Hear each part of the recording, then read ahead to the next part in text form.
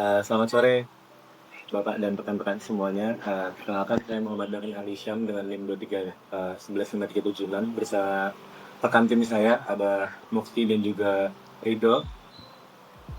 Kali ini kita akan mewawancarain owner dari coffee shop Hiji dan beberapa bisnis F&B yang lain. Oke, mungkin boleh perkenalan dulu, Mas. Perkenalkan, nama saya Ananda Laksana Yudhistira, biasa dipanggil Nanda. Saya sendiri adalah owner dari brand coffee and matcha yang bernama Hiji. Hiji sendiri juga sekarang buka di Fakultas Farmasi yang ada di Universitas Gadjah Mada. Oke, Universitas Gadjah Mada. Jadi di sini kita akan mewawancarai terkait bagaimana cara Mas Nanda itu memimpin sebuah bisnisnya, memimpin semua usaha-usahanya. Oke, langsung aja ya Mas. Jadi dulu di awal membangun bisnis F&B itu kayak ada nilai-nilai kepemimpinan yang diterapkan gitu dan dievaluasi apakah nilai tersebut itu berubah dari seiring berjalannya waktu. Oke, untuk menjawab pertanyaan pertama, mungkin untuk bisnisku yang dulu itu aku lebih mengandalkan aku kerja sendiri gitu, apa-apa aku kerjain sendiri, belanja sendiri, jaga toko juga sendiri. Dari situlah belajar untuk sekarang, makanya aku rubah semua jadi kayak aku lebih membuat sistem yang jelas, SOP yang jelas. Pada akhirnya aku akan akan delegasiin ke manajer atau ke staffnya yang ada di store biar aku bisa lebih ke arah planning kedepannya mau dibawa kemana bisnis ini gitu. Dari dulu kerja sendirian, usaha sendirian. Ya Jadi jadi dulu ada niatan kayak lebih baik duitnya itu dikit buat sendiri ya daripada gaji orang gitu. betul, dulu kayak masih pemikirannya kayak gitu. Terus sekarang berarti udah punya tim kayak manajer dan staff-staffnya gitu. Ya kebetulan sekarang udah ada 1 manajer, staff juga ada 4-6 lah. Oke. Di satu brand biji ini ya. Iya betul, 1 brand di sini. Berarti pernah nggak Mas sebagai owner sekaligus leader, puncak leadernya gitu ya, di atas manajer itu konflik di antara tim, terus kalau misalnya pernah cara ngadepinnya tuh gimana gitu kalau misalnya ada konflik? Kalau dari pengalaman pribadi sendiri sebenarnya kalau konflik di tim itu, yang konflik besar tuh aku belum pernah ngalamin. Cuma kalau misalkan ada konflik besar, mungkin aku nanganinnya dengan cara aku temuin dulu. Misalkan kalau konfliknya adalah staff ya, 2 staff gitu. Aku temuin dulu staff A dan staff B, aku tanya mereka kenapa kok bisa ada konflik kayak gini. Habis itu setelah aku tahu dari POV si A dan si B, baru aku temuin mereka. Kita cari solusinya bareng-bareng. Kalau aku lebih ke arah mencari solusi aja sih, nggak mencari siapa yang benar. Karena kalau misalkan pun yang salah adalah sistemnya atau SOP-nya, maka berarti yang harus introspeksi diri adalah aku sendiri. Aku harus membuat sistem dan SOP yang lebih matang lagi biar staff-staff bisa lebih paham lagi sih. Oke. Terus habis itu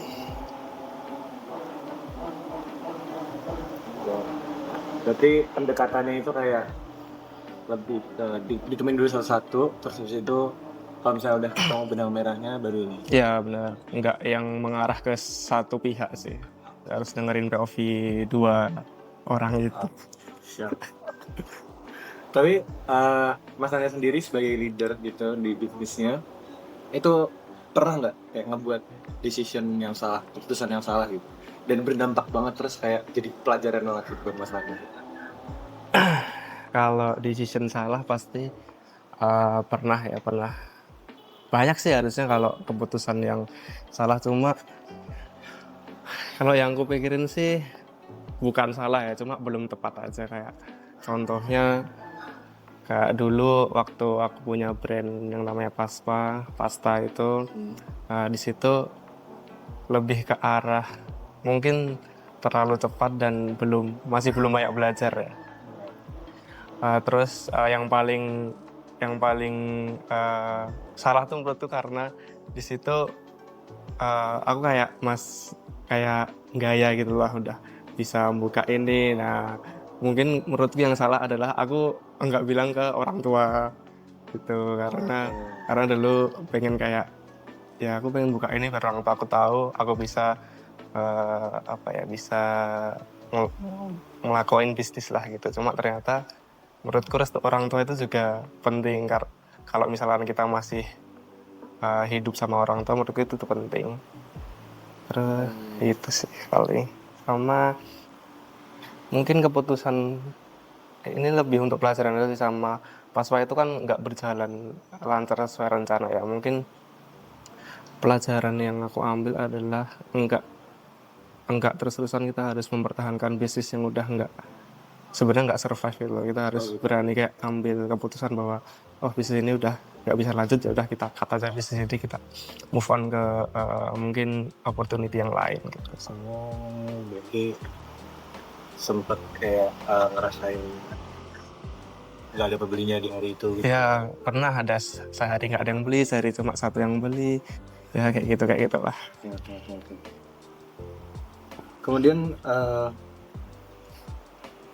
pertanyaan selanjutnya itu, kalau misalkan ada tim yang ngelakuin kesalahan gitu, ketika dia bekerja dan dia menjalankan SOP-nya gitu, gimana caranya masalahnya itu ngadepinnya? Karena beberapa orang kayak sulit guys tahu ya, dia kekeh sama pendirian dia sendiri padahal SOP pekerjaannya kayak gini. Itu gimana cara nonton? Kalau misalkan menjawab pertanyaan yang ini, mungkin yang pertama aku tetap bakal cari akar masalahnya apa. Apakah dia yang emang nggak taat SOP, atau mungkin dia yang belum paham SOP, atau aku yang belum bisa ngasih arahan dengan SOP yang baik. Terus kemudian kalau emang udah tahu kalau emang misalkan dia melakukan kesalahan yang fatal dan besar, kalau aku emang harus dikasih tahu dengan keras. Tapi menurutku poin pentingnya adalah kita nggak boleh negur dia di tempat umum, misalnya kayak langsung kita tegur di tempat itu. Menurutku nggak baik. Kita harus ngajak dia ke tempat yang sepi atau private, cuma kita berdua, baru kita boleh di situ tegur dia dengan keras atau emang dengan baik-baik. Soalnya menurutku kalau misalkan kita tegur dia di saat itu juga, tempat itu juga, itu malah malah membuat mental dia jadi lebih down lagi. Jadi nggak baik untuk dianya juga, nanti kerjanya ke depannya bisa kayak ya nggak enak aja lah, semaunya dia mungkin gitu. Terus solusinya mungkin lebih ke arah kita cari solusinya sama-sama, nggak yang membebankan dia bagaimana solusinya. Aku juga harus mikir solusinya. Apakah SOP atau sistemnya kurang baik, apakah delegasinya kurang baik, itu dicari bareng-bareng sih kayak gitu Pak. Oke, pertanyaan terakhir nih Mas. yang paling apa itu advice yang pernah Mas Landa dengar gitu? Ya, leadership buat bisnis yang The worst advice ya. Kalau dari aku sendiri mungkin untuk brand makanan atau minuman ya, kayak kita kurangin aja lah porsinya atau takarannya, biar pendapatan dari satu makanan kita atau minuman kita tuh lebih banyak gitu. Itu menurutku salah besar. Sebenarnya itu menguntungkan untuk kita, cuma lama-lama itu juga mungkin bisa membuat bisnis kita jadi perlahan kayak nggak survive lah. Karena menurutku yang paling tahu rasa dari makanan atau minuman itu sebenarnya customer, karena mereka yang biasanya beli, jadi mereka yang paling tahu. Lidah mereka tuh jujur gitu loh. Kayak mungkin hari ini mereka ngerasa kok kurang manis, besoknya kok terlalu pahit. Nah itu menurutku mereka yang paling tahu itu. Jadi menurutku dikurangin bahan-bahan atau takaran biar profit lebih banyak, itu menurutku salah. Tapi ada ya, maksudnya ada yang sempat ngasih masukan kayak gitu deh. Ada banyak. Wow. Oke, terima kasih Mas Nanda pertanyaannya. Ada satu lagi. Oke, boleh. Silakan. Maaf. Yang apa ya tadi? Yang apa? Words advice ya. Sama untuk di staff ya. Kalau di staff tuh banyak orang yang bilang kayak janganlah terlalu dekat sama staff, nanti dia ngelunjak atau gimana. Tapi kalau dari aku pribadi malah aku lebih pengen sih dekat sama staff kayak apa ya, misalnya aku datang ke Hiji gitu bawa cemilan kah atau bawa makanan untuk mereka.